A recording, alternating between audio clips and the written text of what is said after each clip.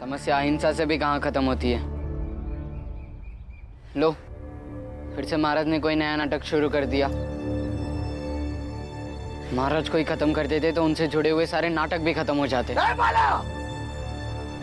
जुबान संभाल के। इसीलिए ना मुझे आप सबकी बात, ना आप सबको मेरी बात समझ में आती है।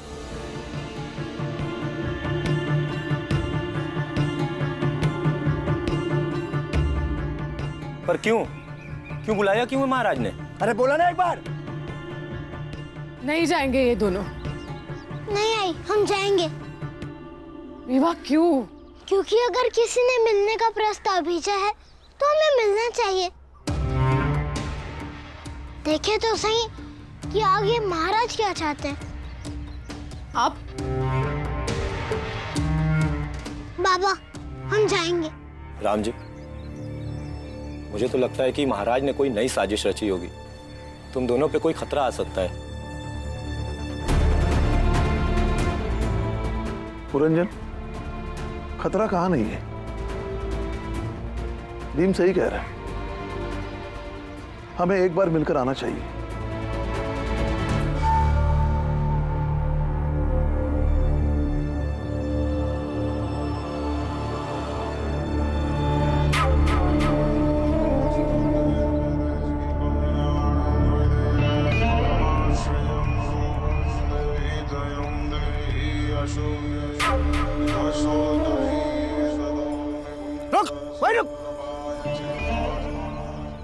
क्यों बुलाया आपने? देखो, तुम लोगों को हमारे बीच उठने बैठने की मनाही है, तमाम पाबंदियां हैं। फिर अभी से हम सारी पाबंदियां हटा देंगे, लेकिन सिर्फ तुम्हारे परिवार के लिए। अब से तुम हमारे कुएं से पानी ले जा सकोगे और हम में से कोई भी तुम्हारे परिवार वालों को नहीं रोकेगा। लेकिन महाराज जी, अचानक इस हृदय परिवर्तन की वजह? तुम छोटी जाति में पैदा हुए हो, ये तुम्हारी बदकिस्मती है। और ये भी संभव है कि शायद ईश्वर से गलती हुई हो, और इसीलिए हम सब ने ये सोचा कि तुम्हें एक विशेष दर्जा दे दे। और वैसे रहोगे तो तुम छोटी जाति के ही, किंतु अपनी जाति के अन्य लोगों से थोड़ा ऊंचे रहोगे। और हम में से कोई भी तुम्हारे जीवन में दखलंदाजी नहीं करेगा। महाराज जी, आपके कुएं में से पानी लेने और आप लोगों के बीच उठने बैठने की कोई जरूरत नहीं है मेरे परिवार को। और सवाल रहा हमें खास बनाने का, तो मेरे और मेरे बाबा की लड़ाई सिर्फ हम दोनों की नहीं है, बल्कि हमारे पूरे जात की लड़ाई है, जो हमारे साथ रात रात भर जगे रहते हैं, पूरा दिन खड़े रहते हैं, संघर्ष करते हैं, उन्हें हम धोखा दे दें। और महाराज जी, भीमराव ये नहीं कर सकता।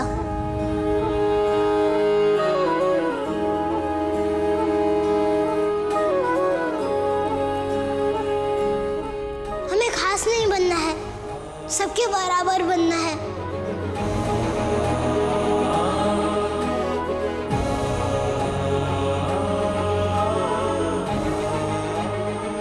चलिए बाबा। राम जी, समझाओ भीमराव को। महाराज, आपको तो इसने समझा दिया, अब समझने समझाने के लिए बचा ही क्या है।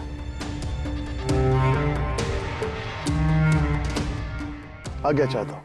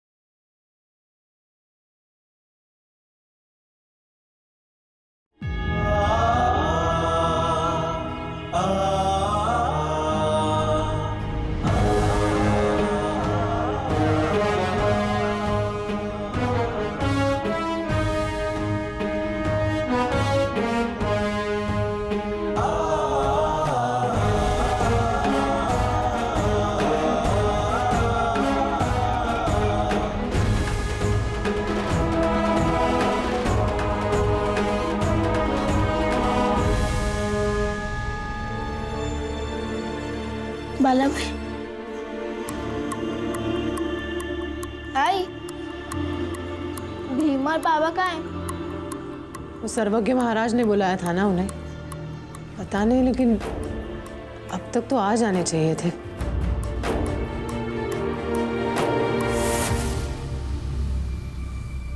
किस लिए बुलाया था महाराज ने?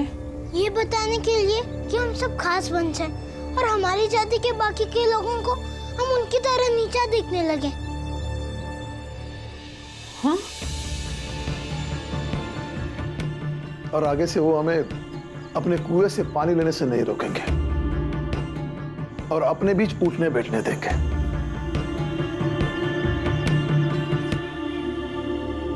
फिर तुमने क्या कहा राम जी? मैं कुछ कहता, इससे पहले भीम ने ही कह दिया। महाराज जी, आपके कुएं में से पानी लेने और आप लोगों के बीच उठने बैठने की कोई जरूरत नहीं है मेरे परिवार को। हमें खास नहीं, हमें बराबर बनना है।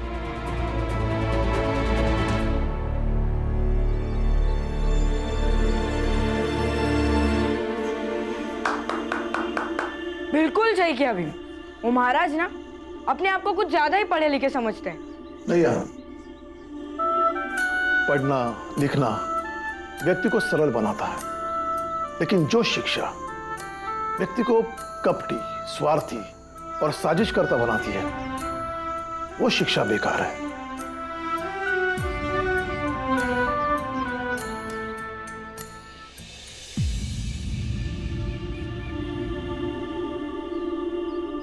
बीवा, मैं तुझे हमेशा रोकती रहती हूँ ना, लेकिन आज तेरी इसी संघर्ष की वजह से उन्होंने तुझे वहां बुलाया और कहा कि खास बन जाओ। लेकिन मुझे यकीन है कि एक दिन ऐसा आएगा कि इसी संघर्ष की वजह से वो लोग यहाँ आएंगे और कहेंगे कि हम सब एक हैं,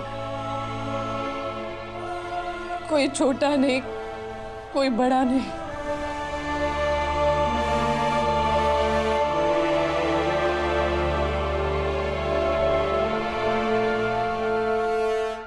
हाँ, तो इसी बात पर चाय पी लीजिए। बाबा? नहीं बेटा, मुझे नहीं चाहिए। आजा।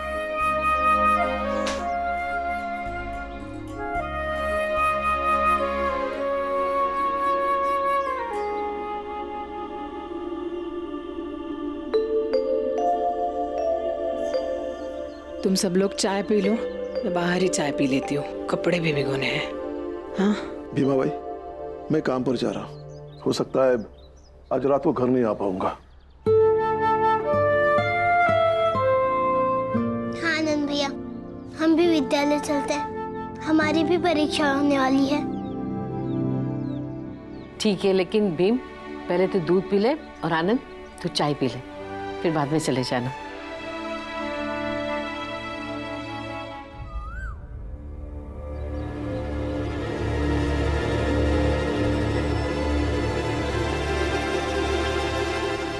पुरंजन काका, हम महाराज के पास एक प्रस्ताव लेकर चलते हैं कि अब वो यहाँ आकर रहने लगे, तो हमारा भीमराव उन्हें प्रवचन देता रहेगा।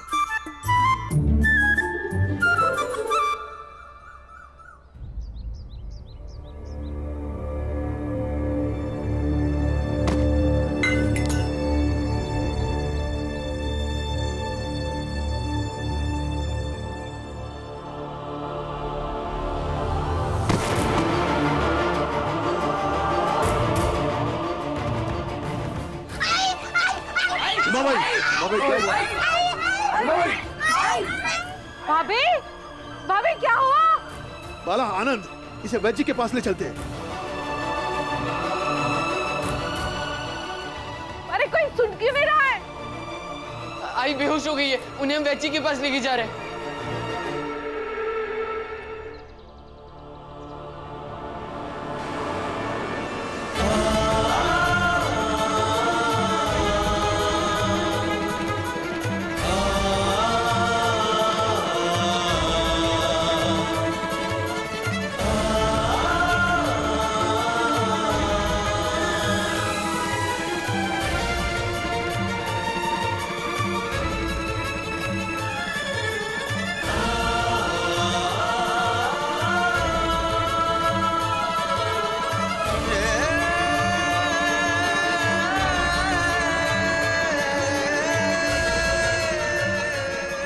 वैजी वैजी वैजी वैजी जल्दी आइए।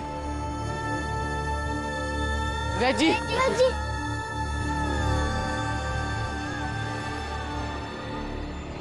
आई आई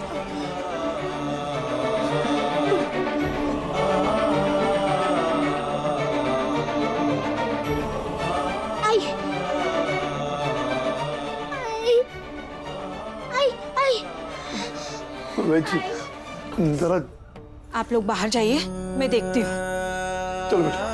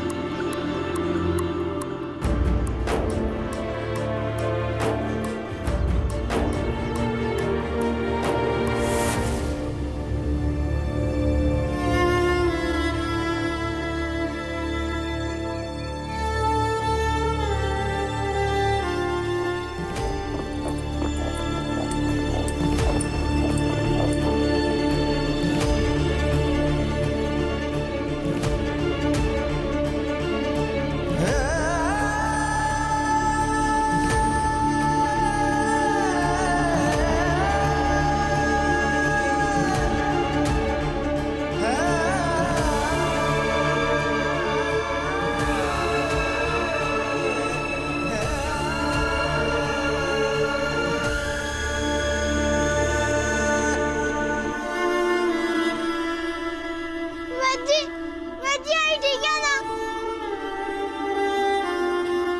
वैजी बताइए ना आई कैसी है?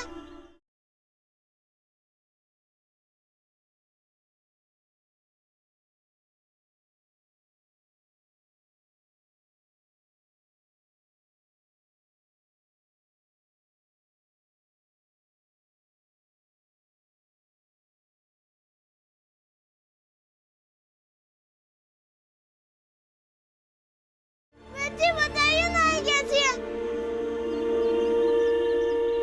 भीवा मैं ठीक आई गो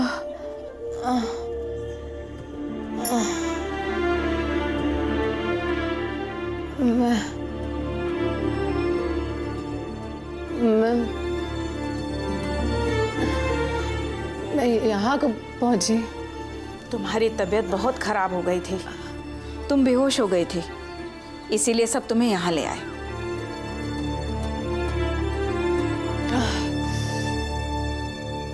पापा पापा आप पूछिए ना वैजी से आई ठीक है ना? वैजी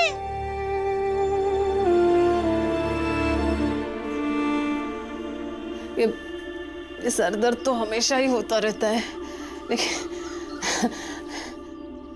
ये पति और बच्चे भी ऐसे हैं ना, इतना सा कुछ हो जाता है घबरा जाते हैं। आई गो कहाँ है सब, कहाँ है? बाहर इंतजार कर रहे हैं। कपड़ा है सर पे बांधने के लिए? मैं अभी देती हूँ।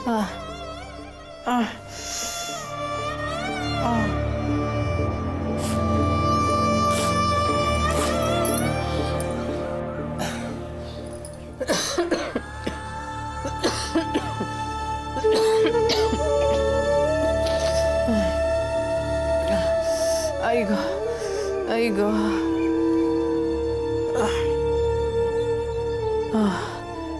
भीमा बाई, मैं तुमसे कुछ कहना चाहती हूँ।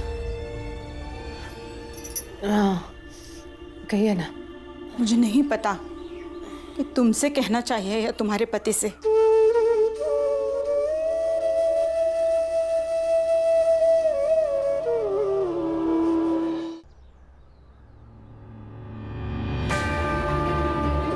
नहीं आप मुझसे ही कहिए, उनसे नहीं। वैजी वैजी बताइए ना, वैजी बताइए ना आई ठीक है ना? भीवा भी ना, जब तक मैं बाहर जाके नहीं कहूंगी ना कि मैं ठीक हूँ, तब तक चिल्लाता रहेगा और आपसे भी पूछता ही रहेगा आई ठीक है ना, आई ठीक है ना। लेकिन तुम बिल्कुल ठीक नहीं हो, और तुम ठीक हो भी नहीं सकती। तुम्हारे पास समय बहुत कम है।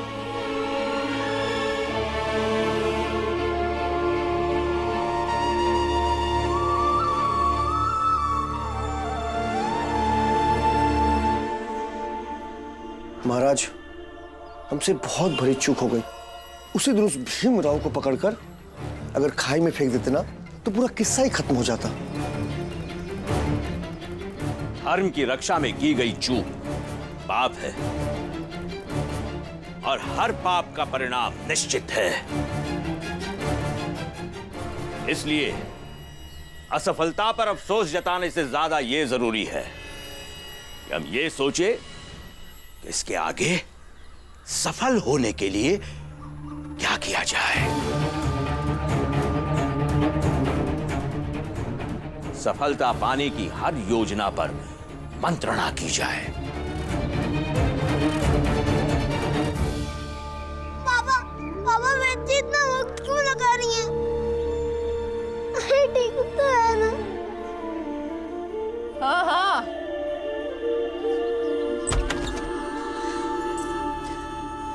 ठीक हूं मैं। देखो, अरे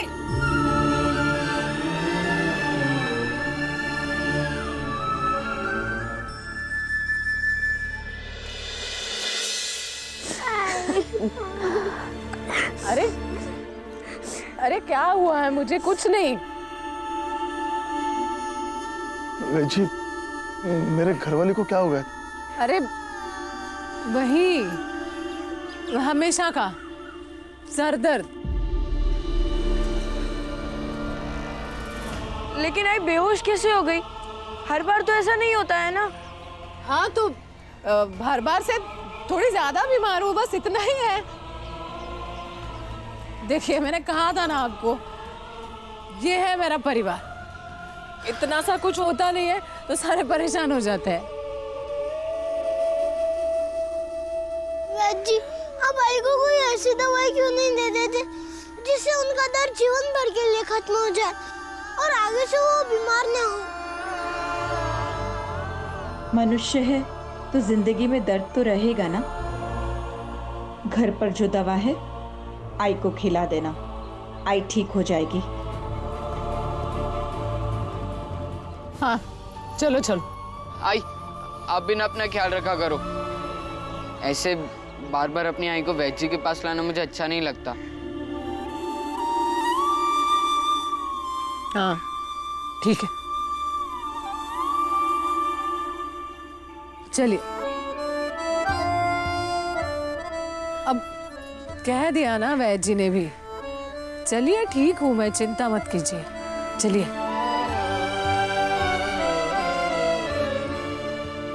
वैद्य जी, आप इनका ख्याल रखिएगा।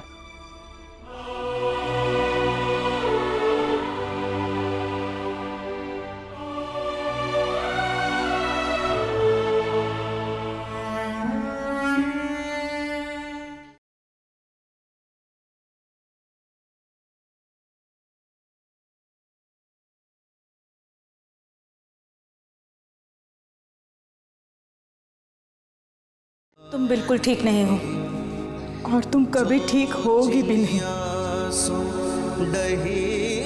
तुम्हारे पास समय बहुत कम है।